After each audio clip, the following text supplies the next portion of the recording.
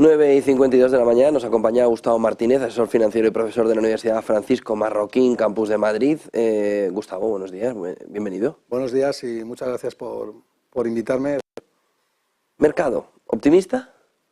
Bueno, yo creo que ni optimista ni pesimista, sino neutral. Y yo soy como los índices, me mantengo de manera lateral y creo que es prudente, ¿no? No creo que haya que mandar un mensaje de pesimismo ni de capitulación. Creo que es un mensaje que está incorrectamente instalado en el mercado. El de que capitula el mercado. De que capitula el mercado.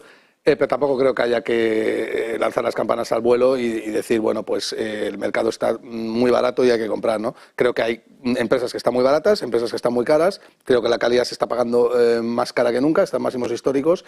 Y por tanto lo que tenemos que hacer es investigar más, ¿no? Que el año 2022 o 2021, donde se produjo mucha volatilidad y eso sí que nos permitió a los analistas o a los gestores de fondos pues comprar más barato, ¿no? Creo que es un año más complicado que eso. Bancos centrales. Ayer vimos como, por un lado, JP Morgan decía a través de Jamie Dimon que los tipos iban al 6. Luego uno de sus analistas dijo, va a bajar los tipos y en septiembre. ¿En qué punto estás? Bueno, esa es la gran pregunta, ¿no?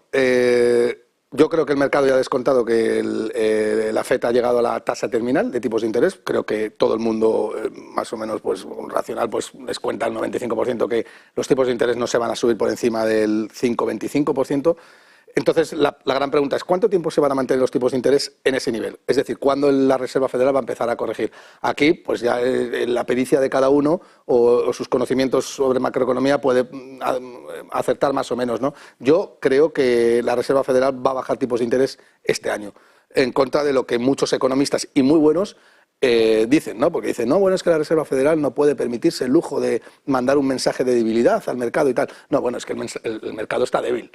O sea, no es que puedan mandar un mensaje de debilidad o no, es que el mercado está débil, es que hay muchísimos balances de bancos que han tomado mucha duración como consecuencia de 13 años de tipos de interés nulos y que eso te lo vas a cargar, ¿no? Estás deteriorando los activos y los pasivos de todos esos balances y te los vas a cargar, con lo cual la Reserva Federal no va a tener otra que recular si no quiere que se concentre la industria bancaria en mucha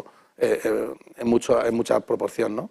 Inflación, ¿cuándo llegaremos a contener la inflación de verdad? Porque ya tenemos los tipos casi por encima de la inflación, por ejemplo, en Estados Unidos, pero eso va a ser suficiente para que siga disminuyendo con una tasa de paro establecida prácticamente en histórico. Bueno, esa es la gran pregunta, ¿no? Es verdad que el pleno empleo no ayuda a que la inflación disminuya porque se reduce la oferta laboral y como consecuencia de ello suben los salarios, pero si bien es cierto que yo creo que la tendencia es negativa, ¿no? Es bajista, ¿no? Y hay un componente y muy importante, José, que tenemos que tener en cuenta, y es que el impacto de la vivienda, el famoso Owner Equivalent Rent, que mide lo que los propietarios estiman que valen sus viviendas, no ha impactado todavía en el CPI o en el IPC americano, y eso pesa un 40%, con lo cual, y yo creo que es una carta que tiene la Reserva Federal guardada, ¿no? Dice, oye, es que la vivienda no está pesando todavía cuando estamos viendo unas caídas muy pronunciadas, que creo que son las mayores caídas de la historia en vivienda, como consecuencia de la mayor subida de tipos de interés que ha llevado la Reserva Federal. Igual, la renta fija se pegó el mayor tortazo de la historia y la vivienda está siguiendo el mismo camino. En el momento en el que esas expectativas de caída de precio de esos activos penetren en los propietarios, lo normal es que eso penetre también en el IPC y eso empiece a generar cierta deflación, ¿no? O más desinflación. Pero vamos, yo soy optimista también con la inflación y creo que la curva de inflación recoge un 2%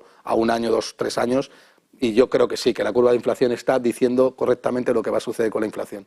¿Y en Europa? Porque esta mañana escuchábamos a Guindos en un encuentro con socios de PricewaterhouseCoopers diciendo desaceleración. Ha cambiado el tono, ya no es, esto es tampoco color de rosa, pero ya se va acercando al mensaje de desaceleración, lo siguiente ya es recesión. Sí, bueno, lo que lleva haciendo el Banco Central Europeo no sé cuántos años, ¿no? O sea, primero te venden una cosa y luego reculan sobre eso que ya es obvio y que ya el mercado sabe y te van acomodando el mensaje, ¿no?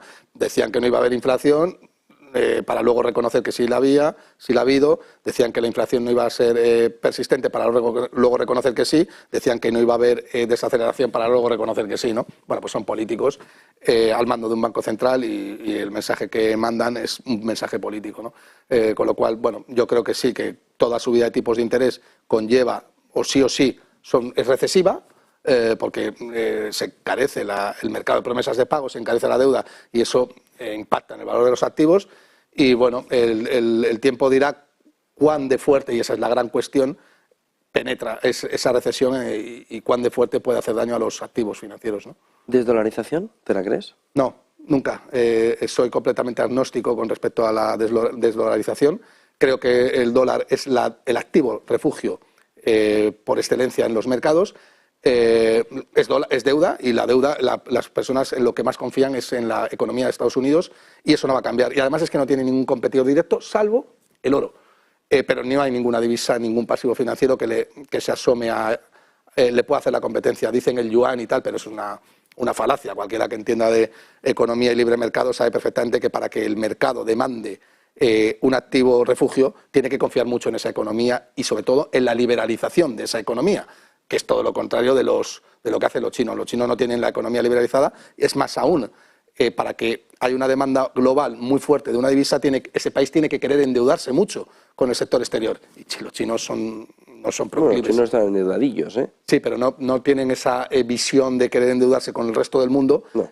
Claro, tener en yuanes en su pasivo continuamente, ¿no? Entonces, yo no confío en que veamos una desvalorización, por lo menos mientras yo esté vivo.